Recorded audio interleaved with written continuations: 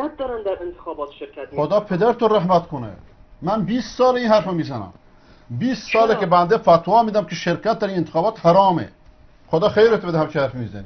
اهل سنت در تمام صحنه ها حضور داشتند و در صحنه نظامی و جنگ و دفاع از تمامیت ارضی اهل سنت کشته دادند و شهید دادند و در همه صحنه ها حضور داشتند. و حالا اگر به این مملکت دستی دراز بشه، اهل سنت با توجه به اینکه مرزها هستند، اول او دست اجازه نمیده که کسی دیگه بیاید، اول او دست قطع میکنن که به ایران اسلامی دراز بشه.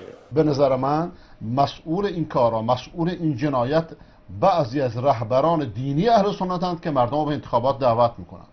و با اینکه در همه صحنه ها بودن اهل سنت، توی صحنه انتخابات بیش از بسیار برادران شیعه خودشون رای دادن و این نشان دلبستگیشون به نظام جمهوری اسلامی هست و دلبستگیشون به مسئولین امر. اینا جواب خدا را فردا چه میدن؟ با این دعوت کردن انتخابات مردم رو به گمراهی میکشونن، مردم به ظلم.